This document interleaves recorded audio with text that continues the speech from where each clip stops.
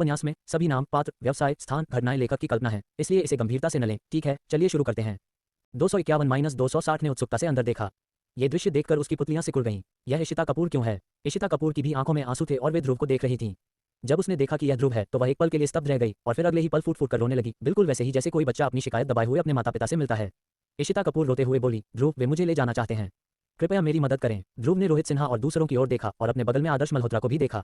उसे समझ नहीं आ रहा था कि मदद करे या नहीं। उसने अपना सिर खुजलाया और असमंजस में बोला, क्या आदर्श मल्होत्रा आसपास नहीं है?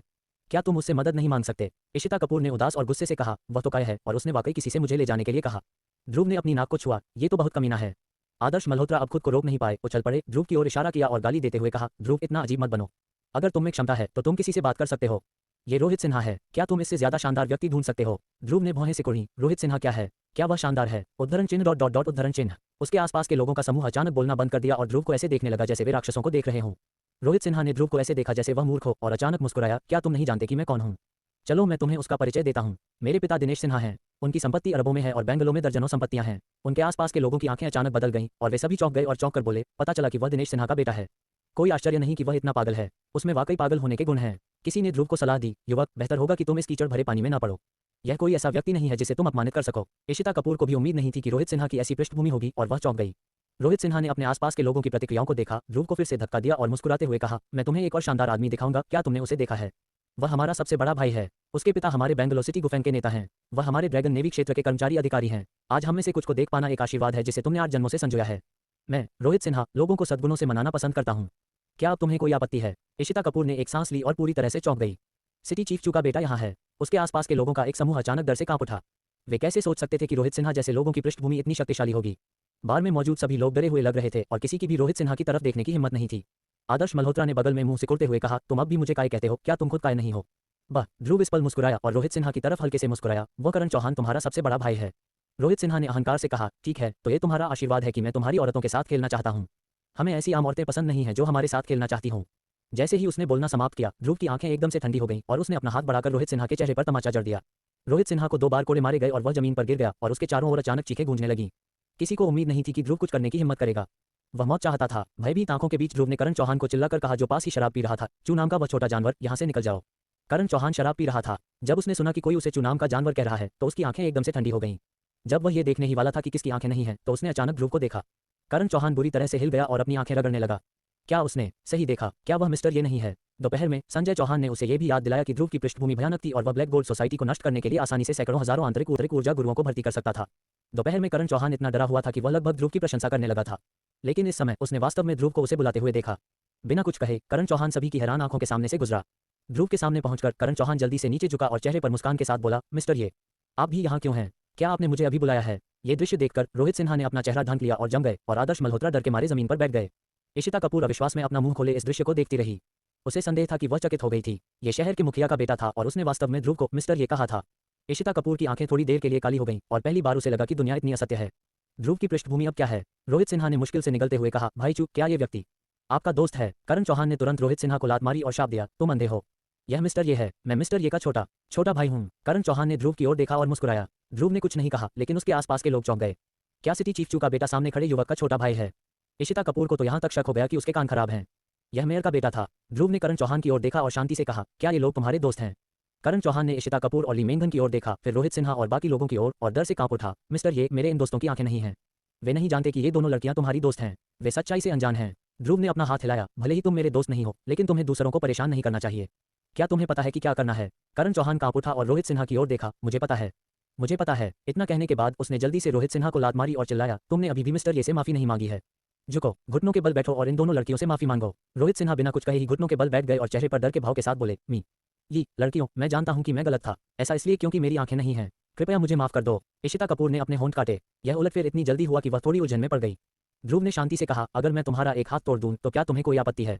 रोहित सिन्हा का पूरा शरीर कांप उठा और उसने हिम्मत से कहा, नहीं नहीं। ध्रुव ने करण चौहान की ओर देखा, चलो करते हैं। करण चौहान का चेहरा उलझन से भरा हुआ था। वह जानता था कि ध्रुव चाहता था कि वह कोई कदम उठाए। रोहित सिन्हा की ओर देखते हुए उसने बेबसी से कहा, भाई, मैंने तुम्हें पहले ही चेतावनी दी थी कि तुम परेशानी मत करो, मुझे दोष मत दो। रोहित सिन्हा के आंसू तेज आवाज के साथ गिरे, भाई चुप, बस करो, मुझे मंजूर है। करण चौहान ने गहरी सांस ली। रोहित सिन्हा का हाथ मेज पर रखा और उस पर कई शराब की बोतलें पटक दी। रोहित सिन्हा दर्द से चीख उठे, उनका पूरा हाथ खून से लथपथ और दयनीय था। करण चौहान ने सावधानी से कहा, मिस्टर ये, क्या ये ठीक है?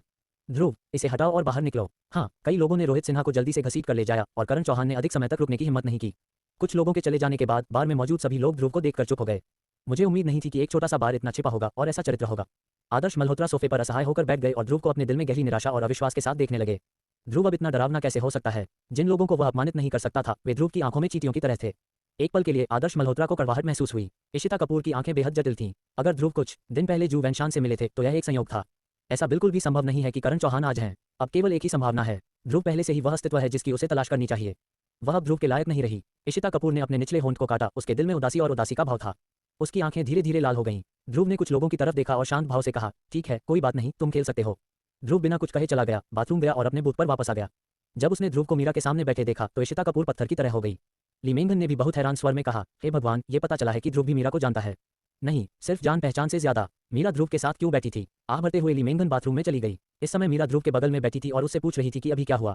साथ बैठे हुए वे दोनों एक दूसरे के बहुत करीब दिख रहे थे। इशिता कपूर की आंखें थोड़ी देर के लिए काली हो गईं, उनकी सांसें तेज हो गईं और उनके दिल को ऐसा लगा जैसे कोई बड़ा पत्थर उन्हें रोक रहा है। उसने अनजाने में अपने हाथों को भींच लिया, उसके नाखून उसके मांस और खून में चुभ गए और एक एक करके आंसू बहने लगे। नहीं, नहीं, उसके दिल में मैं जरूर हूँ। आदर्श मल्होत्रा ने बगल से गुस्से में कहा, क्या ध्रुव उस महिला से प्यार करता है?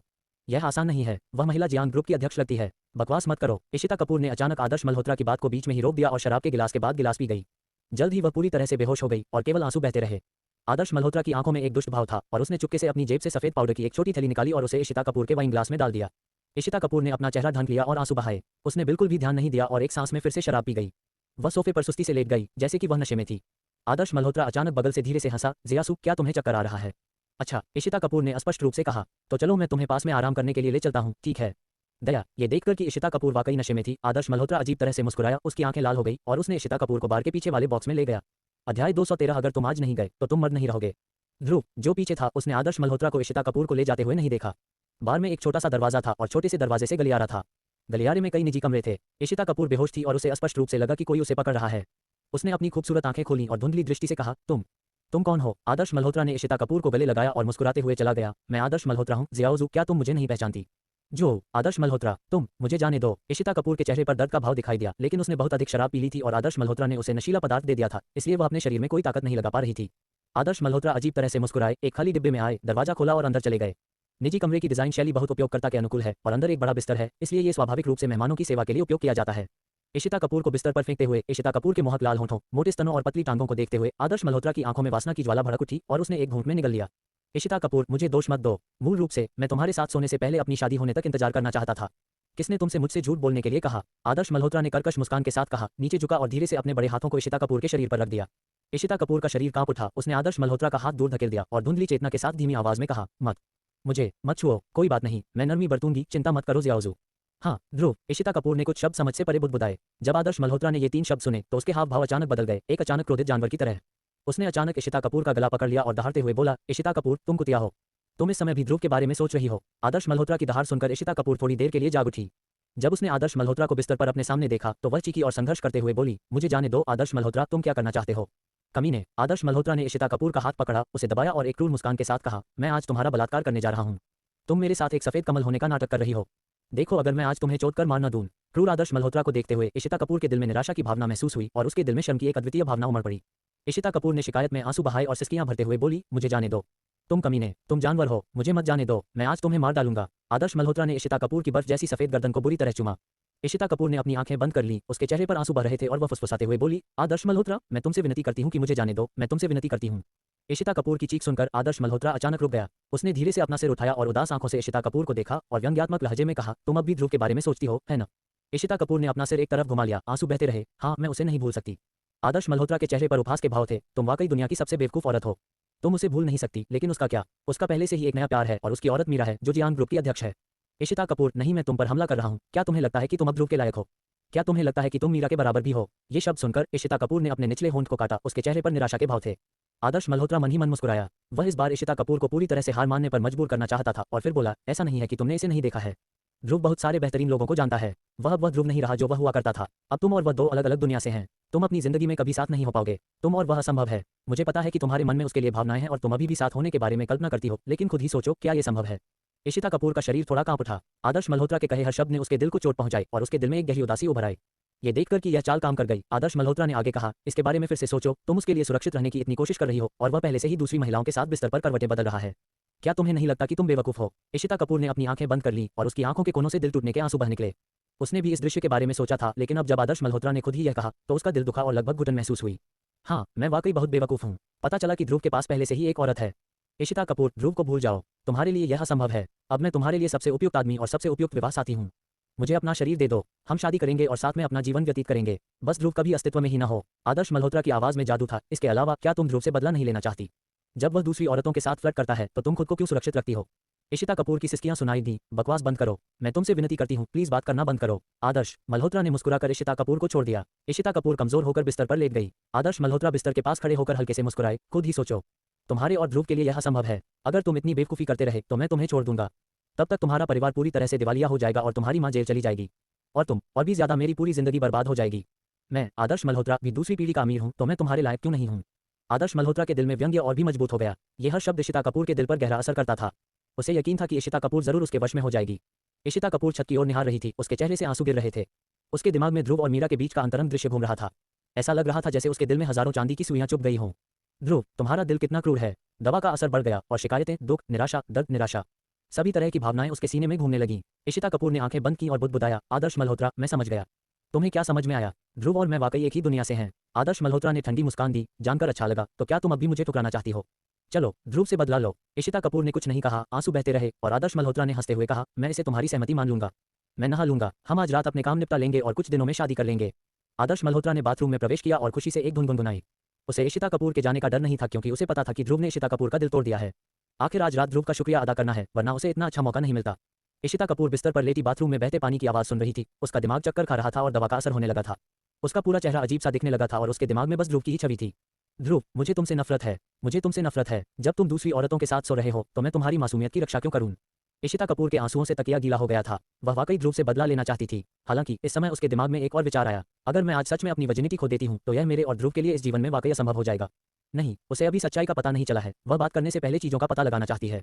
अध्याय 214, क्या तुम अभी भी एक आदमी हो? इशिता कपूर ने जब ये सोचा तो उसकी सांस रुक गई। उसे एहसास हुआ कि वह असल में बिस्तर पर थी और आदर्श मल्होत्रा, एक जानवर, बाथरूम में था।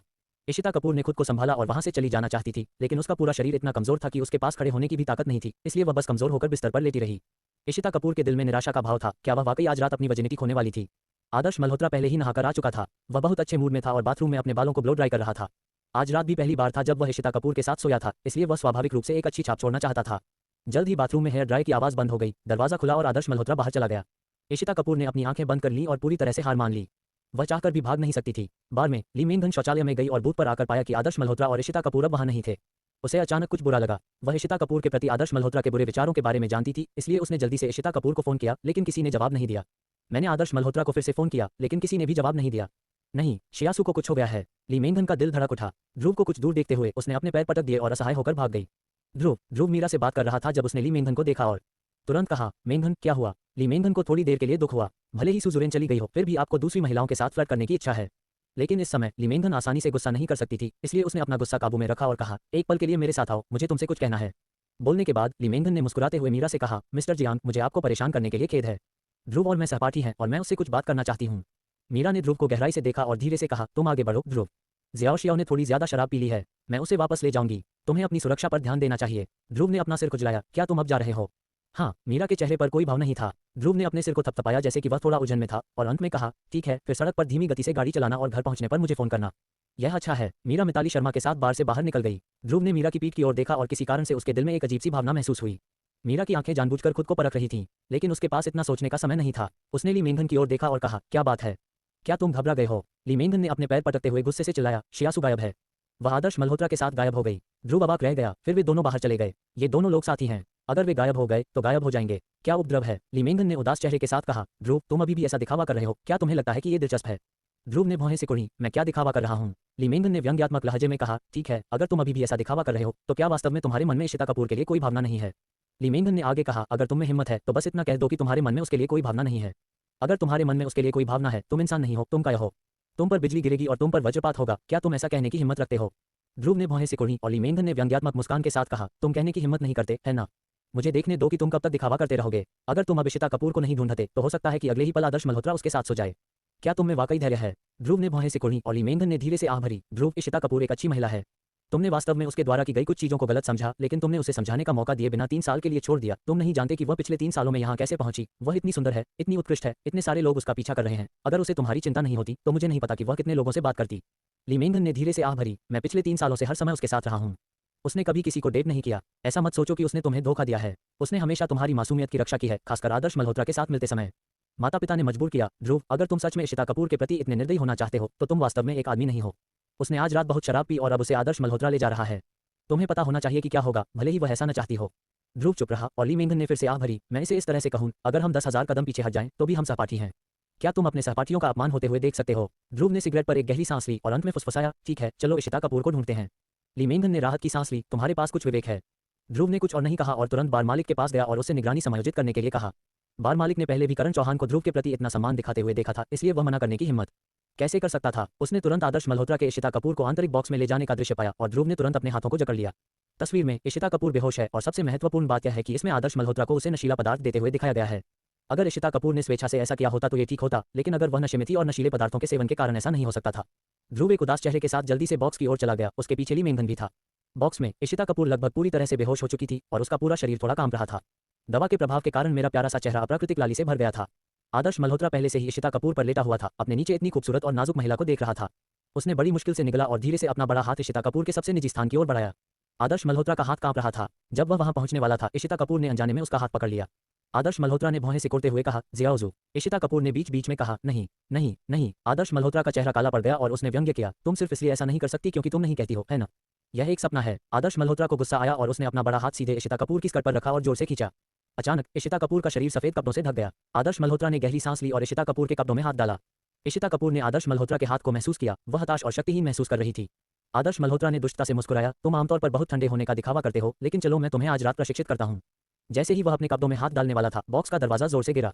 आदर्श मल्होत्रा इतना डर गया कि वह बिस्तर से कूद पड़ा। उसने पलटकर देखा और ध्रुव को दरवाजे पर देखा। उसने अचानक गुस्से से कहा, ध्रुव, तुम यहाँ क्यों हो? ध्रुव ने पहली नजर में बिस्तर पर अस्त व्यस्त इशिता कपूर को देखा। सौभाग्य से नीचे के सभी कपड़े वहां थे और ध्रुव ने राहत की सांस ली। उसकी आंखें तुरंत आदर्श मल्होत्रा पर वार करने वाली हजारों ठंडी तलवारों में बदल गईं। आदर्श मल्होत्रा, तुम बहुत ही कमबख्त जानवर हो। ध्रुव की आवाज नरक के किसी बुरे भूत की तरह ठंडी थी। वह आगे बढ़ा और आदर्श मल्होत्रा के सामने चकमा देकर अपने बड़े हाथ से आदर्श मल्होत्रा के सिर पर तमाचा मारा। आदर्श मल्होत्रा का पूरा शरीर तुरंत बाहर फेंका गया और उसका शरीर बाथरूम के कांच के दरवाजे से टकराया। अचानक कांच टूट गया और आदर्श मल्होत्रा दर्द से चीखते हुए जमीन पर गिर पड़ा। कांच के कण चुभने से वह खून से लथपथ हो गया था। ध्रुव ने आदर्श मल्होत्रा की तरफ नहीं देखा और अपना कोट उतारकर इशिता कपूर को पहना दिया। इशिता कपूर ने अचंभित होकर यह हरकत सुनी। जब उसने अपनी आंखें खोली तो उसने ध्रुव का चेहरा देखा। उसने अपना मुंह खोला और उसकी आंखों में अचानक धुंध छा गई और वह घुटी हुई बोली, ध्रुव, क्या ये तुम हो? अध्याय 215 इशिता कपूर का कबूलनामा। ध्रुव ने एक लंबी सांस छोड़ी। यह मैं हूँ, डरो मत आदर्श मल्होत्रा, मैं तुम्हारा ख्याल रखूंगा। इशिता कपूर के आंसू गिर पड़े और वह सुबह पड़ी। मुझे पता है तुम आओगे, मुझे पता है तुम मुझे जाने नहीं दे सकते। ध्रुव ने आह भरी। आदर्श मल्होत्रा को देखने के लिए मुड़ा। उसकी आंखें इतनी ठंडी थी कि वह किसी को खा जाना चाहता था। आदर्श मल्होत्रा जमीन पर गिर गया और ध्रुव की नजर से डर गया। वह कांप उठा और बोला, ध्रुव, मेरी बात सुनो, इशिता कपूर मेरा पीछा कर रही है। बिस्तर पर जाना उसकी अपनी पसंद है। इस मामले का तुमसे कोई लेना देना नहीं है। ध्रुव ने भौहें सिकोड़ी और बिस्तर पर इशिता कपूर को देखा। ध्रुव को मन में कुछ पता था। कदम दर कदम आदर्श मल्होत्रा के पास पहुंची। आदर्श मल्होत्रा की छाती पर पैर रखा और ठंडे स्वर में कहा, स्वैच्छिक से आपका मतलब यह है कि आपने इशिता कपूर के वाइन ग्लास में नशीला पदार्थ मिलाया है? आदर्श मल्होत्रा का चेहरा खौफ से भरा हुआ था। आपको कैसे पता चला? मैंने कोई दवा नहीं ली। बगल में खड़ी ली मेंघन ने अपना गुस्सा दबाते हुए आदर्श मल्होत्रा के चेहरे पर थप्पड़ मारा और गाली दी। आदर्श मल्होत्रा, तुम बहुत अमानवीय हो। मुझे लगता था कि तुम पहले एक अच्छे इंसान थे, लेकिन मुझे उम्मीद नहीं थी कि तुम भेष बदलकर एक जानवर बन जाओगे। भाड़ में जाओ। ली मेंघन ने गुस्से में स्टूल उठाया और आदर्श मल्होत्रा पर पटक दिया। वह एक महिला थी, लेकिन उसके दिल में बहुत गुस्सा था। आदर्श मल्होत्रा मार खाने के बाद भी चिल्लाता रहा। ध्रुव ने अपना सिर हिलाया, धीरे से नीचे बैठा, आदर्श मल्होत्रा की ठोड़ी को चुटकी से दबाया और 1000 साल पुराने बर्फ के तहखाने जैसी ठंडी आवाज में बोला, अगर तुम और इशिता कपूर सच में प्यार करते हो तो मैं तुम्हारी परवाह नहीं करूंगा। तुम किसी औरत को चाहे जितना भी पसंद करो, तुम्हें ऐसे गंदे तरीके कभी नहीं अपनाने चाहिए। तुम जैसे लोगों को इस दुनिया में नहीं रहना चाहिए। आदर्श मल्होत्रा इतना डर गया कि उसके शरीर के रोंगटे खड़े हो गए। ध्रुव की मौजूदा पहचान की भयावहता उसे पहले से ही पता थी। ध्रुव के लिए गुस्से में उसे मार डालना असंभव नहीं था। आदर्श मल्होत्रा फूट फूट कर रोने लगा और बोला, मैं गलत था भाई, मैं वाकई गलत था। मैं कसम खाता हूँ, मैं इशिता कपूर को फिर कभी परेशान नहीं करूंगा। मैं अब बेंगलोर से गायब हो जाऊंगा। मुझे तुम्हारी औरत को छूना नहीं चाहिए। मैं मरने के लायक हूँ। ध्रुव ने अपना सिर हिलाया। यह मामला उतना आसान नहीं है जितना तुमने कहा। तुम सच में अपने आप को एक इंसान के तौर पर बार बार सहनशील होने के लिए समझते हो? आदर्श मल्होत्रा कांपते हुए बोले, तो फिर तुम क्या करना चाहते हो? ध्रुव, मैं तुम्हें चेतावनी देता हूँ। मैं जानता हूँ कि तुम एक पृष्ठभूमि से हो, लेकिन मैं, आदर्श मल्होत्रा, शाकाहारी नहीं हूँ। अगर तुमने मुझे छूने की हिम्मत की, मेरे पिता तुम्हें माफ नहीं करेंगे। तुम्हारे पिता? ध्रुव मुस्कुराया, अपना मोबाइल फोन निकाला और लॉन्गजी को कॉल किया। दूसरी तरफ लॉन्गजी ने कॉल का जवाब दिया और सम्मानपूर्वक कहा, ड्रैगन हेड, आपके आदेश क्या हैं? आदर्श मल्होत्रा नामक एक आदमी की संपत्ति की जांच करें जो मेरे साथ एक ही कक्षा में था। मैं आज रात बेंगलोर में आदर्श मल्होत्रा की सारी संपत्ति गायब कर दूंगा। हाँ, ड्रैगन हेड, वह सिर्फ एक छोटा लड़का है जिसके बारे में मैंने कभी नहीं सुना।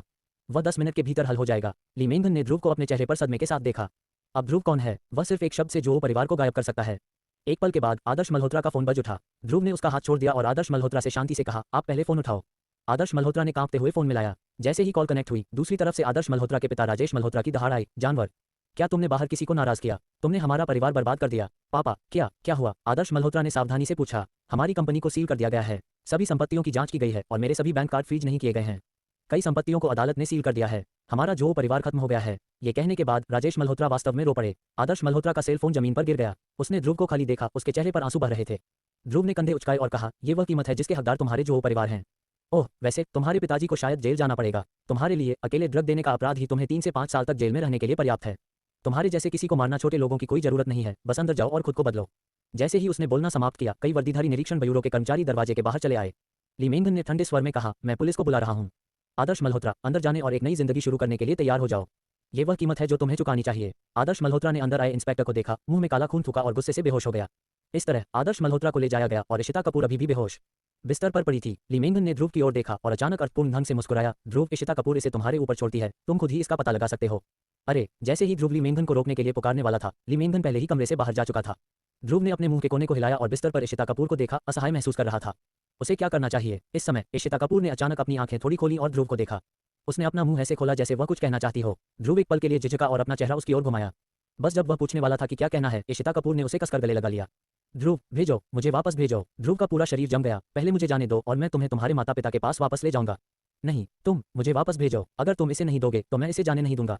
ध्रुव असहाय था। ठीक है, मैं इसे क्यों नहीं भेज देता? कृपया मुझे जाने दो। इशिता कपूर संतुष्टि के साथ मुस्कुराई, बहुत आराम महसूस किया और सो गई। ध्रुव ने असहाय रूप से आह भरी इशिता कपूर को हिरण की तरह शांति से सोते हुए देखकर उसने आखिरकार इशिता कपूर को गले लगाया और बार से बाहर निकल गया। जब वह इशिता कपूर के घर पहुंचा तो ध्रुव ने इशिता कपूर को बिस्तर पर लिटाया, उसे एक गिलास पानी पिलाया और बिस्तर के किनारे रख दिया। जैसे ही वह जाने वाला था, इशिता कपूर ने उसे पीछे से गले लगा लिया। इशिता कपूर की आवाज धीमी थी, गहरी शिकायत और घुटन के साथ, इतनी जल्दी मत जाओ, कृपया मेरे साथ रहो। इशिता कपूर, मुझे जाने दो, हमारा इस तरह रहना उचित नहीं है। क्या अनुचित है? क्या तुम अभी भी अतीत में हुई हर बात के बारे में सोच रहे हो? तुम मुझे समझाने क्यों नहीं देते? इशिता कपूर के आंसुओं ने ध्रुव की पीठ को गीला कर दिया और ध्रुव ने धीरे से आह भरी। ये शुरुआत थी। भले ही मैंने शुरुआत में तुम्हें गलत समझा हो, हम शुरुआत में वापस नहीं जा सकते। अमेलिया सू का शरीर थोड़ा कांप उठा। क्यों? क्योंकि मेरे पास एक औरत है। मुझे परवाह नहीं है जब तक तुम्हारे दिल में मैं हूं। इशिता कपूर यह कहते ही फूट फूट कर रोने लगी। ध्रुव, इतने सालों में मैंने जो सबसे गलत काम किया है वह यह है कि मुझे उस दोपहर तुमसे झूठ नहीं बोलना चाहिए था, लेकिन मैंने वास्तव में तुम्हें धोखा नहीं दिया। उस दौरान मेरे माता पिता ने मुझे तुम्हारे साथ रहने नहीं दिया और मेरे सभी वित्तीय संसाधनों को काट दिया। मैं दोपहर में एक हार खरीदने के लिए बाहर गई थी, लेकिन मैं तुम्हारे जन्मदिन के लिए कुछ पैसे बचाने के लिए उस हार को बेचने जा रही थी। मुझे नफरत है कि मैंने उस समय इतनी मासूमियत से क्यों सोचा। जब मैं इसे फिर से समझाना चाहती हूँ तो तुम गायब हो गए हो। ध्रुव ने धीरे से आह भरी। इशिता कपूर के आंसू उसकी पीठ पर बह रहे थे और वह महसूस कर सकता था कि इशिता कपूर उसे और कसकर गले लगा रही है। ध्रुव, मुझे पता है कि तुम पहले जैसे नहीं रहे और मैं अब तुम्हें पूरी तरह से अपना बनाने के योग्य नहीं हूँ, लेकिन मैं तुम्हें जाने नहीं दे सकता। जब मैं अपने भविष्य के जीवन के बारे में सोचता हूँ तो मैं उस आदमी के साथ नहीं रहूंगा जिससे मैं प्यार करता हूँ। साथ रहने के बजाय मैं एक तथाकथित उपयुक्त आदमी के साथ रहता हूँ। ऐसे दिन मुझे निराश करते हैं। मैं बस तुम्हारे साथ रहना चाहता हूँ। अगर तुम उस व्यक्ति के साथ नहीं रह सकते जिसे तुम पसंद करते हो तो इस दुनिया का क्या मतलब है? मुझे पता है कि मैं अब योग्य हूँ, मैं अब तुम्हारे साथ नहीं रहना चाहता, लेकिन मैं तुमसे बस इतना चाहता हूँ कि तुम अपने दिल में मेरी थोड़ी सी जगह बना लो। बस थोड़ी सी। ठीक है। ध्रुव का दिल थोड़ा कांप रहा था। उसने एक सिगरेट निकाली और धीरे से उसे फूंकने लगा। इशिता कपूर का आंसू से सना गाल उसके कान से सटा हुआ था। ध्रुव, मुझे पता है कि तुम्हारे आसपास की हर महिला मुझसे 10,000 गुना बेहतर है, लेकिन मैं तुम्हें जाने नहीं दे सकता। कृपया मुझे अपनी छोटी सी महिला बनने दो, मैं तैयार हूँ। ध्रुव का दिल अचानक कांप उठा। उसने धीरे से अपना सिर घुमाया और इशिता कपूर को देखा, उसके खूबसूरत लेकिन आंसुओं से सने चेहरे को देख रहा था। अध्याय 216 राहत। दरअसल ध्रुव ने वाकई हार मान ली थी जब उसे पता चला कि इशिता कपूर ने उसे धोखा दिया है। इससे पहले वह अमेलिया सू से कोई लेना देना भी नहीं रखना चाहती थी, लेकिन आज रात मुझे ली मेंगन से इशिता कपूर के 3 साल के इंतजार के बारे में पता चला। ये जानते हुए कि तब सब कुछ एक गलतफहमी थी, ध्रुव ने भी इस पल में जोर से आह भरी। इशिता कपूर पहली महिला थी जिससे उसे प्यार हुआ था और उसने उसके सबसे गरीब और विनम्र दिनों में कदम से कदम मिलाकर उसका साथ दिया। उस समय दोनों के बीच सबसे मासूम रिश्ता किसी भी वित्तीय हित से जुड़ा नहीं था। ध्रुव उस समय इस रिश्ते को भूल नहीं पाया था, लेकिन वह पहले से ही इसे नीची नजर से देख रहा था। लेकिन इस समय धुंधली आंखों से रोती हुई इशिता कपूर को देखकर ध्रुव को बहुत असहज महसूस हुआ। समय बदल गया है और लोग बदल गए हैं। भले ही उस समय सब कुछ गलतफहमी थी, लेकिन वे दोनों वास्तव में अलग हो गए थे। इशिता कपूर, ध्रुव ने धीरे से आह भरी और इशिता कपूर के आंसू पोंछे। रो मत और ज्यादा मत सोचो। इशिता कपूर की बड़ी आंखों में आक्रोश भरा हुआ था जो हर आदमी को डुबा सकता था। उसने झुककर ध्रुव को गले लगाया, अपना चेहरा ध्रुव के कान के पास रखा और कहा, ध्रुव, आज रात मेरे साथ रहो, ठीक है? इशिता कपूर के शरीर की खुशबू उसके नथुने में घुस गई। इस बात से इनकार नहीं किया जा सकता था कि इशिता कपूर बहुत खूबसूरत थी। वे दोनों करीब थे। इशिता कपूर का शरीर इतना आकर्षक था। ध्रुव एक पल के लिए स्तब्ध रह गया। इशिता कपूर की सांस धीरे से ध्रुव के कान के लोब से टकराए। उसने धीरे से ध्रुव का हाथ थामा। मुझे पता है कि तुम्हारे मन में मेरे लिए भावना है, लेकिन हमारे बीच की गलतफहमी ने इस रिश्ते को खराब कर दिया है। ध्रुव, मुझे तुम्हारी याद आती है, मुझे सच में तुम्हारी याद आती है। कृपया आज रात रुको। अमेलिया सू ने धीरे से अपनी स्कर्ट की जिप पर अपनी कैटेकिन रखी और धीरे से जिप को नीचे खींच दिया। स्कर्ट जमीन पर बिखर गई, जिससे अमेलिया सू का खूबसूरत शरीर नजर आने लगा। ध्रुव ये सब देखकर दंग रह गया। 3 साल पहले वह इशिता कपूर के खूबसूरत शरीर का दीवाना था। ये पूरी तरह से मोहक शरीर उसका आश्रय था और उसे अनगिनत बार अपने पास रखने की अनुमति देता था। इस पल उसके दिमाग में स्मृति की एक झलक आई। पूरा व्यक्ति अकड़ गया था। इशिता कपूर ने अपने होठों को काटा और ध्रुव को अपनी खूबसूरत आंखों में शर्म और शर्मिंदगी के साथ देखा। हालांकि दोनों 3 साल पहले से एक दूसरे को जानते थे, लेकिन 3 साल हो चुके थे। अब इस दृश्य में इशिता कपूर शर्म को सहन नहीं कर सकती थी। ध्रुव के शरीर में अचानक हलचल हुई और इशिता कपूर का छोटा सा हाथ धीरे से उसके ऊपर पहुंचा। इन खूबसूरत आंखों ने उसे पागल कर दिया। इशिता कपूर के छोटे हाथ उसके साथ छेड़छाड़ कर रहे थे और ध्रुव की आंखें धीरे धीरे लाल हो रही थीं। जब वह नियंत्रण खोने ही वाला था तो वह अचानक उठ खड़ा हुआ और जोर जोर से सांस लेने लगा। इशिता कपूर बिस्तर पर गिर पड़ी और आश्चर्य से ध्रुव को देखने लगी। ध्रुव ने इशिता कपूर को गहराई से देखा। तुम नशे में हो, थोड़ा आराम करो। इशिता कपूर के चेहरे पर आश्चर्य का भाव था और एक पल बाद जटिलता का एक संकेत दिखाई दिया। ध्रुव, मुझे तुमसे एक सवाल पूछने दो। समझाओ, क्या मैं अब भी तुम्हारी औरत बन सकती हूँ? ध्रुव चुप रहा। इशिता कपूर ने कड़वाहट से मुस्कुराते हुए कहा, इस सवाल का जवाब देना मुश्किल है ना? फिर मैं तुमसे एक आखिरी सवाल पूछूंगी, क्या अब भी तुम्हारे मन में मेरे लिए भावनाएं हैं? थोड़ी सी भी? ध्रुव ने फिर भी जवाब नहीं दिया। इशिता कपूर ने अपनी बड़ी बड़ी आंखें झपकाईं और कहा, मैं तुम्हें समझता हूँ। तुमने कहा नहीं तो बस मान लिया, है ना? ध्रुव ने आखिरी बार इशिता कपूर की तरफ देखा। अच्छा, आराम करो, मुझे वाकई जाना है। ध्रुव मुड़ा और दरवाजे की तरफ चला गया और पीछे से इशिता कपूर की आवाज आई, ध्रुव, मुझे पता था कि तुम्हारे मन में मेरे लिए भावनाएं हैं और तुम अब भी मुझसे प्यार करते हो। अगर तुम मुझे अभी स्वीकार नहीं कर सकते तो कोई बात नहीं, क्योंकि आज से मैं, इशिता कपूर, निश्चित रूप से तुम्हारे पीछे पड़ जाऊंगी। ध्रुव एक सेकंड के लिए रुका, बस एक सेकंड के लिए, और फिर उसने दरवाजा खोला और चला गया।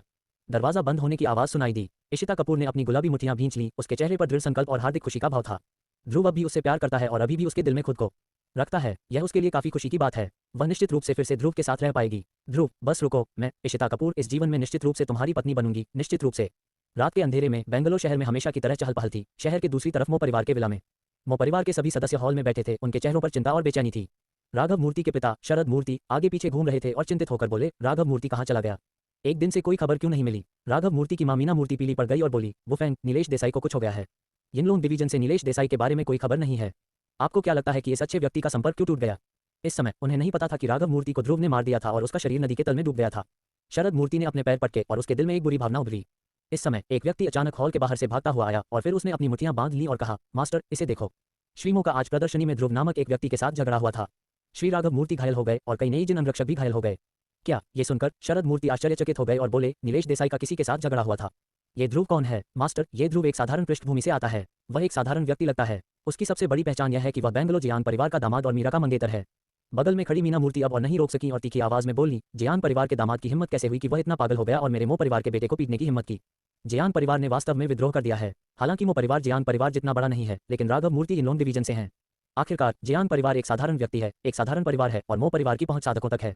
अकेले इस बिंदु से मो परिवार जियान परिवार के साथ प्रतिस्पर्धा कर सकता है। ओह, वैसे कुलपति, ये ध्रुव तान परिवार की मिस ऋतिका चौहान का मंगेतर भी है, लेकिन ऐसा लगता है कि उसने पहले ही गिरोह छोड़ दिया था। यंग मास्टर मो और ध्रुव के बीच आज का संघर्ष आंशिक रूप से ऋतिका चौहान की वजह से है। ये शब्द सुनकर शरद मूर्ति और मीना मूर्ति दोनों के दिल डूब गए। न केवल संघर्ष बल्कि एक प्रेम प्रतिद्वंद्वी भी। शरद मूर्ति की आवाज कांप रही थी, जियाओयान, क्या आपको लगता है कि यह ध्रुव नाम का आदमी था जिसने ये किया? क्या हमारे बेटे के लापता होने का उसे कोई लेना देना है? मीना मूर्ति का चेहरा पीला पड़ गया। उसने अपने होंठ काटे और गुस्से से कहा, जांच करें, फिर से जांच करें, आज ध्रुव के ठिकाने की जांच करें। इसके अलावा ऋतिका चौहान को सूचित करें और उसे बताएं कि राघव मूर्ति गायब है। हाँ मैडम। शरद मूर्ति ने आसमान की ओर देखा और दहाड़ते हुए कहा, ध्रुव, अगर मेरे बेटे को कुछ हो गया और यह पता चला कि इसका तुमसे कोई लेना देना है तो मैं तुम्हारे 9 गोत्रों को नष्ट कर दूंगा। ध्रुव शहर के दूसरी तरफ गाड़ी चला रहा था। चीखते हुए बुदबुदाया, आखिर किसने मुझे शाप दिया? अपनी जेब में जेड पेंडेंट और किट को छूते हुए ध्रुव को उस समय थोड़ी उदासी महसूस हुई। वह अपने गुरु और अपनी जैविक मां द्वारा उसके लिए छोड़ी गई चीजों को नहीं खोल पाया, जिससे वह बहुत व्यथित हो गया। वह इस बात को लेकर भी बहुत उत्सुक है कि उसकी मां ने उसके लिए क्या छोड़ा है और उसका सच्चा जीवन अनुभव क्या है। अब इसे खोलने का एकमात्र तरीका दिव्य परिवर्तन के क्षेत्र में प्रवेश करना है। उसने पहले भी इसका पता लगाया था। इन 2 चीजों पर प्रतिबंध लगभग उसी समय अनलॉक हो सकते हैं जब आप देवताओं में परिवर्तन की स्थिति में पहुंच जाते हैं। दूसरा तरीका है कि आप अपनी आध्यात्मिक चेतना पर भरोसा करें। आध्यात्मिक चेतना एक हद तक मजबूत होने पर भी उसे खोला जा सकता है, लेकिन ध्रुव ने आध्यात्मिक चेतना से संबंधित किसी भी कौशल का अभ्यास नहीं किया है। ऐसे साधक हैं जो आध्यात्मिक चेतना का अभ्यास करते हैं, लेकिन वे दुर्लभ हैं। इसने ध्रुव को अचानक गतिरोध में डाल दिया। ये बहुत अच्छा होगा यदि हम उन साधकों को पा सके जो आध्यात्मिक चेतना का अभ्यास करते हैं। ध्रुव ने आह भरी। यह आसान लगता है, लेकिन वास्तव में यह मुश्किल है। पीछे मुड़कर देखता हूं तो मुझे पूछताछ करने के लिए किसी को खोजने की जरूरत है। वह घर पहुंचने ही वाला था कि ध्रुव का फोन अचानक बज उठा। आधी रात को किया गया फोन मीरा का निकला और ध्रुव ने जल्दी से फोन उठाया।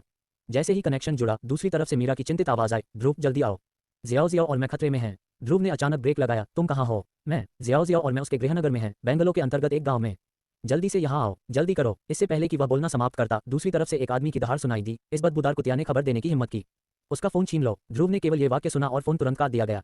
ध्रुव का दिल अचानक नीचे गिर गया। ध्रुव ने जल्दी से लॉन्गजे को फोन किया और उत्सुकता से दूसरी तरफ कहा, लॉन्गजे, कृपया मुझे मिताली शर्मा नामक व्यक्ति के गृहनगर का पता खोजने में मदद करें।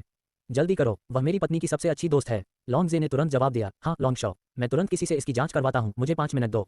ध्रुव ने अपनी जांघ पर थपकी दी और मन ही मन कोसा, इन दोनों लोगों को कुछ क्यों हुआ? ये दोनों लोग रात में उस सुदूर गांव में वापस क्यों गए? उन्हें रहने के लिए जगह क्यों नहीं मिली? पता भेजे जाने पर ध्रुव ने गहरी सांस ली। अभी भी 40 किलोमीटर से अधिक की दूरी बाकी थी और उसने एक्सीलेटर पर पैर रखने के बारे में भी नहीं सोचा।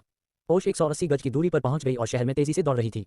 बेंगलो के एक बेहद दूरदराज के छोटे से गांव में मीरा और मिताली शर्मा को एक फूस के घर में बांधकर बंद कर दिया गया था। फूस के घर में तेल के दिए जलाए गए थे और कमरे में वास्तव में 7 या 8 आदमी बैठे थे।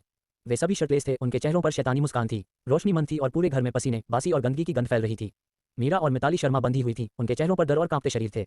उन्हें नहीं पता कि उनके लिए क्या इंतजार कर रहा है। मिताली शर्मा आखिरकार खुद को रोक नहीं पाए और कांपती आवाज में बोली, तुम क्या करना चाहते हो? पिताजी, तुम इन लोगों के साथ हमारा अपहरण क्यों कर रहे हो? क्या तुम पागल हो? उसके बगल में बैठा शराबी मिताली शर्मा का पिता ब्रिजेश यादव था। उसने अपने बड़े पीले दांतों को मुस्कुराते हुए मिताली शर्मा से कड़वाहट से कहा, जियाओ शियाओ, पापा को दोष मत दो, पापा के पास कोई विकल्प नहीं था। मिताली शर्मा की पुतलियां सिकुड़ गईं। ब्रिजेश यादव, तुम आखिर क्या करना चाहते हो? क्या तुम पागल हो? उसके बगल में खड़ा कोई चिल्लाया, रमेश यादव, अगर तुम ऐसा करने की हिम्मत नहीं करोगे तो हम भी नहीं करेंगे। हम हिम्मत करने से पहले तुम पहले आओ। ब्रिजेश यादव ने अपने होंठ हिलाए और कहा, यह मेरी बेटी है, मेरा यहाँ रहना उचित नहीं है। कोई बात नहीं, हम सब जानते हैं कि तुमने उसे गोद लिया है और वह तुम्हारा खून का रिश्तेदार नहीं है। चिंता मत करो, अगर हम आज रात इस मामले को सुलझा लेते हैं तो तुम्हें अपना बकाया पैसा वापस नहीं करना पड़ेगा। ब्रिजेश यादव तुरंत झिझक गया, क्या तुम सच कह रहे हो? बेशक, तुम मुझसे झूठ क्यों बोल रहे हो? न केवल तुम इसे नहीं चाहते बल्कि हम तुम्हें बाद में 1,000 और देंगे। ब्रिजेश यादव ने अपने हाथ मले, उसका दिल जाहिर तौर पर द्रवित था। बहुत शराब पीने के बाद उसका सिर गर्म हो गया और वह वास्तव में खड़ा हुआ और मिताली शर्मा की ओर चल दिया। मिताली शर्मा इतनी डर गई कि आंसू बहने लगे। पापा, मैं आपकी बेटी हूँ, आप क्या करना चाहते हैं? ब्रिजेश यादव ने कड़वा चेहरा बनाकर कहा, बेटी, मुझे दोष मत दो। पिताजी के पास ऐसा करने के अलावा कोई विकल्प नहीं है, लेकिन डरो मत, बस इसे इतने सालों तक तुम्हें पालने वाले पिताजी का इनाम समझो। ब्रिजेश यादव मिताली शर्मा के पास आया, मुश्किल से निकला और उसकी आंखों में एक बेहद अजीब और शैतानी रोशनी दिखाई दी। अध्याय 217 झील के तल पर जीव। ब्रिजेश यादव को इस तरह देखकर मिताली शर्मा इतनी डर गई कि उसने पागलों की तरह कहा, पापा, मैं आपकी बेटी हूँ, क्या आप पागल हैं? ब्रिजेश यादव ने वास्तव में अपना हाथ बढ़ाया और मिताली शर्मा के छोटे चेहरे को छुआ और एक अजीब मुस्कान के साथ कहा, जियाओ शियाओ, पिताजी के लिए इतने सालों तक तुम्हें पालना आसान नहीं है। पिताजी ने तुम्हें उठाया, अगर पिताजी नहीं होते तो तुम बहुत पहले ही मर गए होते। क्या तुम्हारे लिए मुझे बदले में थोड़ा सा इनाम देना बहुत ज्यादा नहीं है? ब्रिजेश यादव, तुम जानवर हो, तुम कमीने, तुम नहीं मरोगे। मिताली शर्मा को एहसास हुआ कि ब्रिजेश यादव क्या करना चाहता था और वह गुस्से में और हताश थी। बगल में बैठी मीरा भी पूरी तरह से हैरान थी। उसने मिताली शर्मा को ये कहते हुए सुना कि उसके पिता एक जुआरी और शराबी थे और वह एक मनोरोगी की तरह दिखते थे। मुझे उम्मीद नहीं थी कि मैं ऐसा कुछ करने के लिए इतना पागल हो जाऊंगी, एक उसे उस समय बहुत पछतावा हुआ। मिताली शर्मा ने आज रात कहा कि वह अपने पिता से मिलने के लिए अपने गृहनगर वापस नहीं गई थी। इसके अलावा मैं जल्द ही लंबे समय तक व्यस्त रहने वाली थी, इसलिए मैंने अपने पिता को देने के लिए कुछ फल और खाना खरीदा। मीरा मिताली शर्मा को वापस भेजने लगी, लेकिन उसी समय कुछ हुआ। अप्रत्याशित रूप से शराबी ब्रिजेश यादव ने उसे रोकने के लिए गांव के कई अधेड़ लोगों के साथ मिलकर काम किया। जब मीरा उसे रोकने के लिए नीचे आई तब भी उसे लोगों के इस समूह ने नहीं रोका। ब्रिजेश यादव ने बड़े पीले दांतों के साथ मुस्कुराते हुए मिताली शर्मा के चेहरे को छुआ और मिताली शर्मा की गर्दन को चूमा और अपने बड़े हाथों से मिताली शर्मा के नाजुक स्तनों को छुआ। मिताली शर्मा को थोड़ी देर के लिए मतली महसूस हुई, उसके पूरे शरीर से आंसू टपकते रहे और वह हताश होकर विनती करने लगी, पापा, मैं आपकी बेटी हूँ, आप ऐसा नहीं कर सकते, मुझे जाने दो, मैं आपसे विनती करती हूँ। ब्रिजेश यादव की आंखों में एक बुरी रोशनी थी, मैंने तुम्हें पालने के लिए इतनी मेहनत की है और जब तुम पैसे कमाते हो तो तुम बाहर जाने लगते हो। अगर तुम चले गए तो मेरे बुढ़ापे में मेरा ख्याल कौन रखेगा? मिताली शर्मा फूट फूट कर रोई और बोली, मैं पैसे कमाने के लिए बाहर गई थी, लेकिन मैं तुम्हें नहीं भूली। मैंने कब तुम्हें नीचा देखा? अगर मैं तुम्हें नीचा देखूं तो क्या मैं आज रात तुमसे मिलने आऊंगा? बकवास बंद करो, तुम्हें पालने के बाद मैं तुम्हें भागते हुए नहीं देख सकता। अगर तुम भाग भी गए तो तुम्हें मेरा कर्ज चुकाना होगा। इतना कहकर ब्रिजेश यादव जंगली जानवर की तरह आगे बढ़ा। मिताली शर्मा ने उदास होकर अपनी आंखें बंद कर लीं और उसके आंसू नदियों में बदल गए। उसे नफरत है, उसे आज रात वापस आने से नफरत है। मीरा, जो बगल में थी, उसे उम्मीद नहीं थी कि मिताली शर्मा का पिता इतना बदमाश होगा और चिल्लाया, क्या तुम पागल हो? तुम बलात्कार कर रहे हो, तुम जेल जा रहे हो और गोली मार दी जाओ। ब्रिजेश यादव ने अजीब तरह से कहा, यह मेरी बेटी है, मैं जो चाहूं कर सकता हूं, मुझे गोली क्यों मारनी चाहिए? उनके बगल में बड़े लोगों का एक समूह भी अजीब तरह से हंसा और कहा, यह सही है, इस तरह की बातें गांव में बहुत होती हैं और यह कोई बड़ी बात नहीं है। मीरा को गहरा सदमा लगा, उसे उम्मीद नहीं थी कि लोगों के इस समूह में इतनी कमजोर कानूनी जानकारी है। कई अन्य पुरुषों को अपनी ओर आते देखकर मीरा भी निराश हो गई। मिताली शर्मा अपने हत्यारे को मारने जा रही थी, क्या वह फिर भी बच सकता था? वह बस अपने दिल में प्रार्थना कर सकती थी कि ध्रुव जल्दी आ जाए।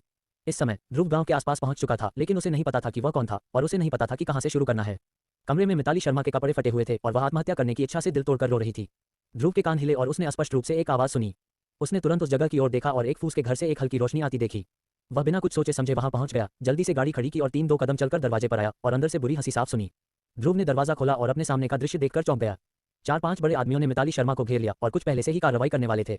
अगर एक कदम भी देर हो गई तो मिताली शर्मा की आखिरी छुपी भी हट जाएगी। पागल लोग, जानवर, ध्रुव ने दहाड़ लगाई, तुरंत चकमा दिया और इन बड़े आदमियों पर जोर से अपने पैर पटक दिए। बड़े आदमियों को उम्मीद नहीं थी कि कोई दौड़कर आएगा और इससे पहले कि वे कुछ कर पाते ध्रुव ने उन्हें लात मारकर भगा दिया। ये देखकर कि स्थिति ठीक नहीं थी, बचे हुए लोगों ने कोने से कुदाल और हंसिया उठाई और ध्रुव पर हमला कर दिया।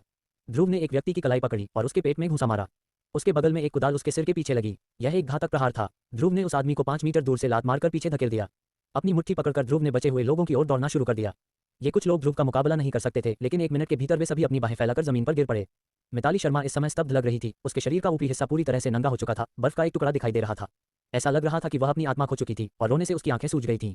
ध्रुव के पास ज्यादा सोचने का समय नहीं था, इसलिए उसने अपना कोट उतारकर मिताली शर्मा को पहना दिया और जल्दी से मीरा को खोल दिया।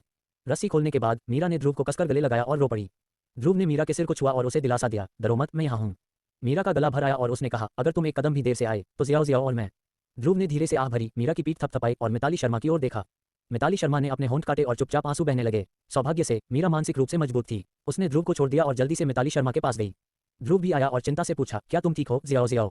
एक वाक्य ने मिताली शर्मा की चौकसी तोड़ दी और मिताली शर्मा ने अनजाने में ध्रुव को गले लगा लिया और रो पड़ी। ध्रुव कुछ देर के लिए शर्मिंदा हुआ। मीरा अभी भी उसके पास खड़ी थी। मीरा ने अपने आंसू पोंछे और लाल आंखों से कहा, जियाओ शियाओ को थोड़ी देर के लिए उसे पकड़ने दो, आज उसे बहुत मारा गया था। क्या हुआ? तुम इतनी अच्छी तरह से कैसे बंधे हो? ध्रुव ने पूछा। मीरा ने पहले जो कुछ हुआ उसके बारे में सब कुछ बताया। ध्रुव ने धीरे से आह भरी। उसने मीरा को ये कहते हुए सुना कि मिताली शर्मा का जीवन अनुभव बहुत दयनीय था, लेकिन उसे उम्मीद नहीं थी कि ऐसा होगा। किसने सोचा होगा कि दुनिया में वास्तव में इतना क्रूर पिता है। जल्द ही मिताली शर्मा ने रोना बंद कर दिया। उसने ध्रुव को छोड़ दिया, थोड़ी दूर पर जमीन पर पड़े ब्रिजेश यादव को देखा, अपने चांदी के दांत पीसते हुए और क्रूर तरीके से कहा, ब्रिजेश यादव, तुम्हें अच्छी तरह से मरने की जरूरत नहीं है। तुम्हें अच्छी तरह से मरने की जरूरत नहीं है। ब्रिजेश यादव और जमीन पर कई बड़े आदमी कांप उठे। वे सभी डर गए थे। ध्रुव के कौशल ने उन्हें चौंका दिया। ध्रुव ने पलटकर जमीन पर पड़े लोगों को देखा और उदास भाव से कहा, तुम जानवरों के झुंड वास्तव में इंसान होने के लायक नहीं हो। तुम्हें गोली मार देनी चाहिए। ब्रिजेश यादव और ये बड़े लोग कांप उठे और जमीन पर घुटने टेककर ध्रुव से दया की भीख मांगने लगे। युवक, हम जानते हैं कि हम गलत थे, कृपया हमें छोड़ दो, हम फिर कभी हिम्मत नहीं करेंगे। ध्रुव ने मिताली शर्मा की ओर देखा। जियाओ जियाओ, क्या तुम उन्हें माफ कर सकती हो? मिताली शर्मा ने लाल आंखों से कहा, असंभव, इस जीवन में असंभव, काश वे मर जाते। ध्रुव के भी हत्या के इरादे थे, लेकिन वह आखिर एक साधारण व्यक्ति था, इसलिए उसे कार्रवाई करने की कोई जरूरत नहीं थी। ध्रुव ने मीरा की ओर देखा और आह भरी, प्रिय, पुलिस को बुलाओ। अगर ये लोग बाहर रह गए तो बहुत बड़ी मुसीबत बन जाएंगे। अगर जियाओ जियाओ को कोई आपत्ति नहीं है तो मैं तुम्हें माफ कर दूंगा। फिर पुलिस को बुलाओ, यह अच्छा है। मीरा ने गंभीरता से सिर हिलाया और जल्दी से पुलिस को बुलाया। छप्पर के घर में बड़े लोग इतने डर गए कि वे सभी जमीन पर घुटने टेककर रोने लगे और कुछ लोगों से उन्हें जाने देने की भीख मांगने लगे। लेकिन ध्रुव उन्हें कैसे जाने देता? थोड़ी देर बाद पुलिस की गाड़ी आ गई और पूरा छोटा सा गांव घबरा गया। कई लोग तो यहाँ मस्ती देखने के लिए लाइट जलाकर भी आ गए। गांव के लोग भी हैरान रह गए जब उन्हें पता चला कि गांव के ये बदमाश उनका बलात्कार करना चाहते हैं। ये बहुत ही क्रूर है। ब्रिजेश यादव ने मिताली शर्मा से बार बार जाने देने की भीख मांगी, लेकिन मिताली शर्मा ने बस ठंडे अंदाज में जवाब दिया, आज से उसके पास ये पिता नहीं है। जल्द ही इन लोगों को गिरफ्तार कर लिया गया और पूरा छोटा सा गांव शांति से रहने लगा। मिताली शर्मा के घर लौटने के बाद ध्रुव को आखिरकार समझ में आया कि परिवार का सदस्य होने का क्या मतलब है। एक छोटा सा कच्चा बंगला, एक हॉल, ब्रिजेश यादव का कमरा और अंदर मिताली शर्मा का कमरा। बस एक साधारण बिस्तर, कुछ स्टूल और कुछ नहीं। इस घर को देखकर मीरा और ध्रुव दोनों उदास हो गए। मिताली शर्मा ने कई लोगों के लिए एक गिलास पानी डाला और उसका चेहरा पानी से धोया, लेकिन वह अभी भी अपनी लाल और सूजी हुई आंखों को छिपा नहीं सका। उसने उन दोनों को देखा, आह भरी और कड़वाहट से मुस्कुराई, मुंह बांध, ध्रुव, मेरे परिवार को नापसंद मत करो। तुम्हारे साथ ईमानदारी से कहूं तो मैं इसी तरह बड़ा हुआ हूं। ध्रुव ने कुछ भावुक होकर कहा, मुझे यकीन नहीं हो रहा है। जब तक मैंने ये दृश्य अपनी आंखों से नहीं देखा, मुझे हमेशा लगता था कि तुम एक अमीर परिवार के बच्चे हो। तुमने पहले जो कपड़े, गहने, मोबाइल फोन, बैग आदि पहने थे वे काफी महंगे लग रहे थे। मिताली शर्मा खुद पर हंसी, वे कपड़े, गहने और बैग सभी नकली हैं। ऑनलाइन उनकी कीमत दर्जनों डॉलर है। उनमें से कई सेकंड हैंड आइटम थे जो मैंने अपने सहपाठियों से खरीदे थे। मैंने कॉलेज में वर्क स्टडी स्टूडेंट के रूप में काम किया और कई छात्रवृत्तियां जीती। उनमें से कुछ घर भेज दी गईं। इसका एक हिस्सा सभी ड्रेसिंग के लिए इस्तेमाल किया जाता है। सच बताऊं तो स्कूल में सभी को लगता था कि मैं अमीर परिवार की लड़की हूं, लेकिन कोई नहीं जानता था कि मैं हर 2 दिन में सिर्फ एक बार ही खाना खाती हूं। दूसरों को लगता था कि मैं अपना वजन कम कर रही हूं, लेकिन असल में मैं इसे बर्दाश्त नहीं कर सकती। मैं अपने सारे पैसे खुद को सजाने में लगा देती हूं, क्योंकि मुझे डर है कि दूसरे लोग मुझे नीची नजर से देखेंगे। मैं वाकई डरती हूं। इस बिंदु पर मिताली शर्मा वास्तव में रो पड़ी। मूव ऑन ध्रुव, मैं जानती हूं कि तुम सब सोचते हो कि मैं एक बुरी औरत हूं जो घमंडी है और पैसे की पूजा करती है, लेकिन तुम मुझे बिल्कुल नहीं जानते। तुम नहीं जानते कि मैं किस तरह का जीवन जीती हूं। मैं कैसे चाहती हूं कि मेरा जीवन सामान्य हो। मैं कैसे चाहती हूं कि दूसरे लोग मुझे नीची नजर से न देखें। मीरा के चेहरे पर उलझन थी। वह जानती थी कि मिताली शर्मा की पारिवारिक स्थिति अच्छी नहीं थी, लेकिन उसने यह उम्मीद नहीं की थी कि यह इतनी खराब होगी। ध्रुव भी इस समय भावनाओं से भरा हुआ था। उसे मिताली शर्मा के लिए कोई नापसंदगी भी नहीं हो रही थी, क्योंकि मिताली शर्मा का दूसरों को नुकसान पहुंचाने का कोई इरादा नहीं है और वह वास्तव में घमंडी भी नहीं है। उसे बस एक सामान्य जीवन की बहुत जरूरत है और वह गरीबी से बहुत नफरत करती है। केवल मिताली शर्मा के नजरिए से ही हम मिताली शर्मा की कठिनाई को समझ सकते हैं। मीरा ने आह भरी और कहा, जियाओ जियाओ, इतना मत सोचो। अगर भविष्य में तुम्हें किसी मदद की जरूरत हो तो बस मुझे बता देना। अब देर हो रही है, तुम आज रात मेरे घर पर क्यों नहीं सोती? मिताली शर्मा ने अपना सिर हिलाया और कर्कश स्वर में कहा, नहीं, मैं आखिरी बार इस घर में सोना चाहती हूँ। हो सकता है कि भविष्य में मेरे लिए वापस आना आसान न हो। मीरा एक पल के लिए चुप हो गई और बोली, मुझे तुम्हारे अकेले रहने की चिंता नहीं है, इसलिए मैं आज रात तुम्हारे साथ यहाँ सोऊंगी। मिताली शर्मा ने भावुक होकर मीरा को देखा। उसके दिल में गहरी कृतज्ञता महसूस हुई। मीरा ने ध्रुव की ओर देखा और ध्रुव ने अपनी नाक को छुआ। ठीक है, मुझे तुम दोनों लड़कियों की और भी ज्यादा चिंता है। ठीक है, मैं भी यहीं सोऊंगा। तुम कमरे में सो जाओ और मैं हॉल में सोता हूँ। मिताली शर्मा लगभग रो पड़ी। ध्रुव, शुक्रिया। ध्रुव मुस्कुराया, आपका स्वागत है। मैं अब से खुद ही पैसे कमाऊंगा। किसी अमीर आदमी को खोजने की कोई जरूरत नहीं है। क्या अपने दम पर करियर शुरू करना अच्छा नहीं है? मिताली शर्मा एक पल के लिए चुप हो गई और ऐसा लगा जैसे वह सोच रही हो, मुझे पता है। अब से मैं दूसरे लोगों की राय की ज्यादा परवाह नहीं करूंगी। मैं खुद के प्रति सच्ची रहूंगी। मुझे विश्वास है कि मैं अपने दम पर एक अच्छा जीवन जी सकती हूँ। दोनों महिलाएं पीछे के कमरे में आराम करती थीं और ध्रुव मुख्य कमरे में सोता था। जल्द ही रात बीत गई। मीरा मिताली शर्मा के साथ वापस शहर चली गई, लेकिन ध्रुव नहीं गया, क्योंकि उसने वास्तव में यहाँ आध्यात्मिक ऊर्जा के उतार चढ़ाव को महसूस किया। उसने तुरंत महसूस किया कि यहाँ कुछ हो सकता है। दोनों लड़कियों के जाने के बाद वह अकेला गांव के पीछे की पहाड़ी पर आया। पहाड़ी के बगल में एक गोल झील है जो अथाह है, सन्नाटे से घिरी हुई है और झील की सतह वास्तव में गहरे हरे रंग की है। ध्रुव ने महसूस किया कि निश्चित रूप से आसपास कुछ असामान्य है और आसपास का चुंबकीय क्षेत्र बहुत अजीब था। उसने अपनी सारी आध्यात्मिक ऊर्जा अपनी आंखों में डाल दी और फिर अपने हाथों से अपनी आंखों को छुआ और उसकी आंखों से अचानक अनगिनत रोशनी फूट पड़ी। इस तकनीक को शून्य आंखें तोड़ना कहा जाता है, जो भ्रम को दूर कर सकता है और दृष्टि को 100 गुना बेहतर बना सकता है। ध्रुव ने झील के तल की ओर देखा। जब उसने झील के तल को देखा तो ध्रुव चिल्लाने से खुद को रोक नहीं सका और वह 2 कदम पीछे हट गया और लगभग गिर गया। झील के तल पर एक बहुत बड़ा जीव है। अध्याय 218 आदित्य चौहान को पीटना। ध्रुव को आश्चर्य हुआ। झील के तल पर जो प्राणी था वह एक बहुत बड़ा अजगर था। प्रारंभिक अनुमान है कि यह कम से कम 10 मीटर लंबा और एक वयस्क की जांघ जितना मोटा है। ये वर्तमान में पानी के तल पर निश्चल पड़ा है। ध्रुव ने अपने दिल से महसूस किया उसकी पुतलियां सिकुड़ गईं। आभा पानी के तल से ऊपर आ रही है, इसलिए इसका संबंध इस बड़े अजगर से होना चाहिए। ध्रुव ने एक बार एक बूढ़े व्यक्ति को यह कहते हुए सुना कि ये दुनिया बेहद रहस्यमय है, लेकिन ये दुनिया की पहुंच से बाहर है। उदाहरण के लिए दुनिया भर में पाए जाने वाले हिममानव, शेनोंगजिया में पाए जाने वाले विशालकाय जीव और नील नदी में रहस्यमयी जल राक्षस। ये अनसुलझे रहस्य आम लोगों के लिए उत्तर हैं। यहाँ तक कि कई लोग हैं जो इस पर विश्वास नहीं करते हैं और सोचते हैं कि यह सिर्फ अफवाह है, लेकिन वास्तव में ये मौजूदा जीव हैं।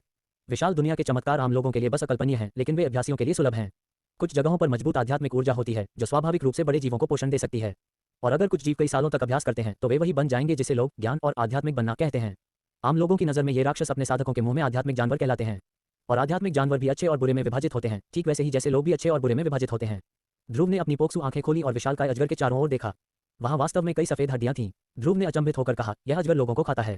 अगर ऐसा है तो हम इसे नहीं रख सकते। इसके अलावा इन आध्यात्मिक जानवरों के शरीर में आध्यात्मिक अमृत होते हैं जो साधकों की ताकत में बहुत सुधार कर सकते हैं। ध्रुव की आंखें थोड़ी उग्र थीं। इस विशालकाय अजगर को मारकर और उसके शरीर से आध्यात्मिक अमृत निकालकर उसके लिए 7वें स्तर के शिखर से 8वें स्तर तक पहुंचना असंभव नहीं है, और यहां तक कि 9वें स्तर तक पहुंचना भी असंभव नहीं है। 9वें स्तर पर पहुंचने के बाद वह देवताओं के दायरे में पहुंच जाएगा, जो इस बात की भी कुंजी है कि वह अपने भाग्य को तोड़ सकता है या नहीं। अगर वह सफलतापूर्वक देवताओं में परिवर्तन के दायरे में पहुंच जाता है तो इसका मतलब है कि भाग्य का दुर्भाग्य हल हो सकता है। अगर वह देवताओं में परिवर्तन के दायरे को नहीं तोड़ सकता तो वह वास्तव में अपने जीवन में केवल गुरु क्षेत्र तक पहुंचने के लिए अभिशप्त है और उसकी साधना का मार्ग निराशाजनक होगा। ध्रुव ने अपनी मुठ्ठियां भींच लीं। उसे इस विशालकाय अजगर से छुटकारा पाना था। सबसे पहले नुकसान को खत्म करना था और दूसरा अपने शरीर में मौजूद अमृत से छुटकारा पाना था। ये सोचते हुए ध्रुव ने अपनी आंखें बंद कर लीं। अब कुंजी इस विशालकाय अजगर को बाहर निकालने की है। पानी के नीचे इस विशालकाय अजगर का मुकाबला करने का कोई तरीका नहीं था। ये सोचते हुए ध्रुव ने कुछ देर सोचा। पास ही घास में जानवरों के चलने की आवाज आ रही थी। ध्रुव ने भौहें सिकोड़कर देखा, ये जंगली सुअर निकला। बस समय रहते आप विशालकाय अजगर को लुभाने के लिए जंगली सुअर का इस्तेमाल कर सकते हैं। ये सोचते हुए ध्रुव सीधे घने जंगली सुअर की ओर चल पड़ा। जंगली सुअर बहुत बड़ा और शक्तिशाली था और बाघ से भी लड़ सकता था। अगर आम लोगों के पास 1 दर्जन या उससे ज्यादा न हो तो वे कुछ नहीं कर सकते, लेकिन ध्रुव अलग था। ध्रुव को अपनी ओर आते देख काले जंगली सुअर को आश्चर्य हुआ कि कोई उससे नहीं डर रहा था। फिर उसने जमीन खुजाई और सीधे ध्रुव की ओर दौड़ा। ध्रुव ने अपना सिर हिलाया और आह भरी, भाई ध्रुव, मेरा तुम्हें मारने का इरादा नहीं था, तुम्हें मारना भगवान की इच्छा थी। ध्रुव ने जंगली सुअर को नहीं टाला, बल्कि सीधे जंगली सुअर के सिर पर मुक्का मारा। काला जंगली सुअर, जो एक छोटे ट्रक को पलट सकता था और जिसका वजन 300 से 400 किलोग्राम था, टुकड़े टुकड़े हो गया और उसका सिर जमीन पर गिर गया।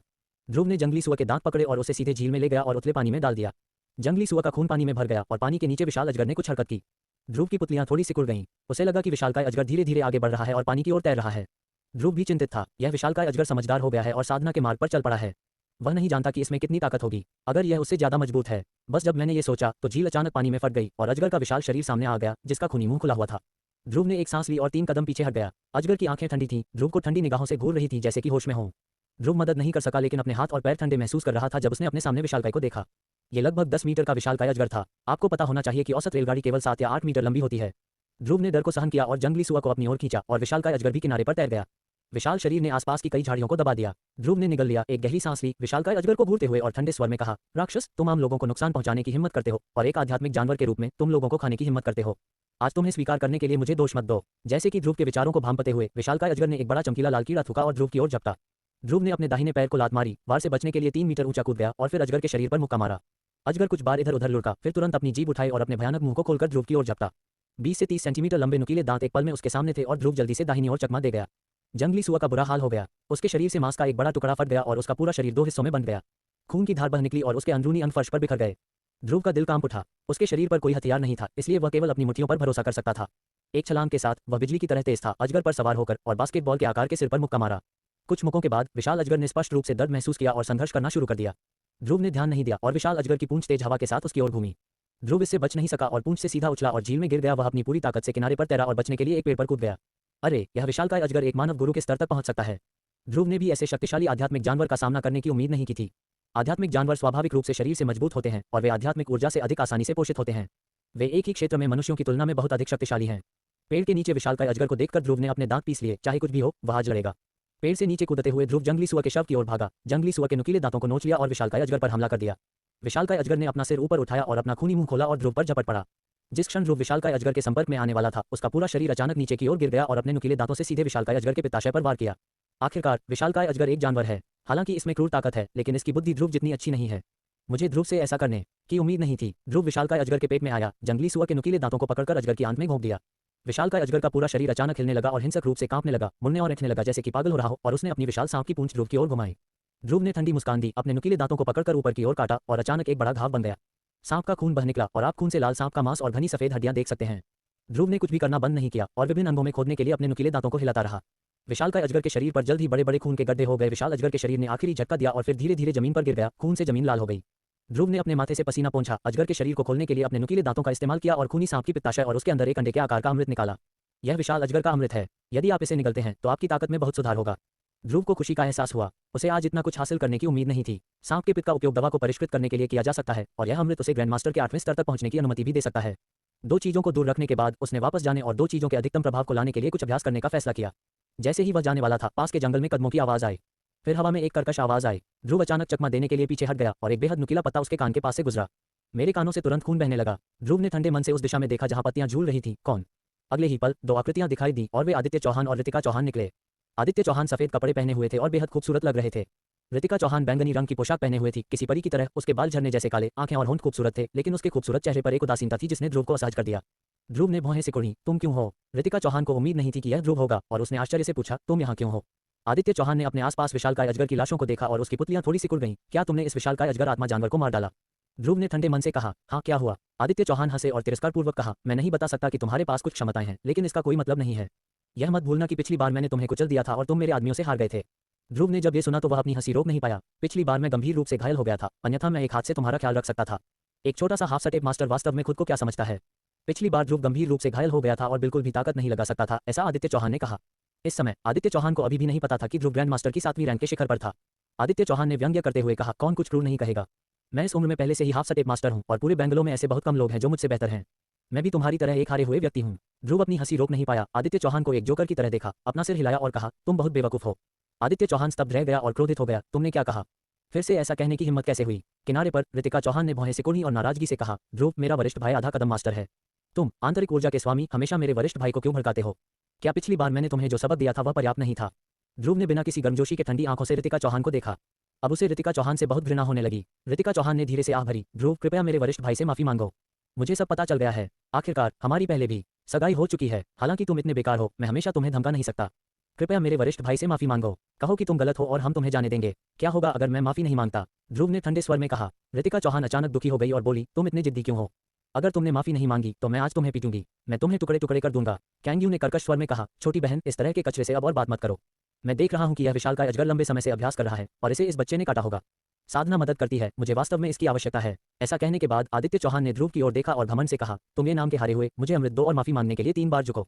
यह मामला खत्म हो जाएगा, नहीं तो मैं आज तुम्हें पूरे फर्श पर पीटूंगा। दांत ढूंढ रहे हैं? ध्रुव ने अपनी मुठियां भींच ली और ठंडे स्वर में मुस्कुराया, तो तुम अभी भी मेरा अमृत चुराने की योजना बना रहे हो, है ना? ये सही है, क्या तुम्हें कोई आपत्ति है? तुम हारे हुए। उसने गहरी सांस ली, आदित्य चौहान की ओर देखा और उदासीनता से कहा, अमृत मेरे हाथ में है। अगर तुम्हें चाहिए तो आकर खुद ही ले लो। साले, अगर तुम अपना टोस्ट नहीं खाओगे तो जुर्माना लगेगा। आदित्य चौहान ने ध्रुव को अपने हाथों में लिया ही नहीं और बस उसे हिंसक तरीके से मारने आया था। ऋतिका चौहान ने अपना सिर हिलाया। वह ध्रुव की मदद नहीं कर सकती थी क्योंकि उसे देखना नहीं आता था। वह पीटा जाना ही चाहिए था। जब ऋतिका चौहान ने सोचा कि ध्रुव को बड़ा भाई आदित्य चौहान मुक्का मारकर भगा देगा तो उसे चौंका देने वाला दृश्य सामने आया। मैंने देखा कि ध्रुव ने आदित्य चौहान को हल्के से लात मारी जो उसे मारने आ रहा था। ऋतिका चौहान के कुछ प्रतिक्रिया देने से पहले आदित्य चौहान का पूरा शरीर अचानक झींगे के आकार में मुड़ गया और वह दर्जनों मीटर दूर उड़ गया। फिर वह घबराहट में जमीन पर गिर गया। उसकी नाक पर चोट लगी और चेहरा सूज गया और वह खड़ा भी नहीं हो पा रहा था। ऋतिका चौहान अवाक रह गई, ध्रुव की ओर मुंह फुलाए देख रही थी। मेरा बड़ा भाई आधा कदम का मास्टर था और उसे ध्रुव ने लात मारकर भगा दिया। उसने अपना मुंह खोला, ध्रुव, तुम। उसके बोलने से पहले ही ध्रुव चमक उठा और ऋतिका चौहान के सामने आ गया। ऋतिका चौहान का गला कस गया और ध्रुव ने उसे गर्दन से पकड़कर उठा लिया।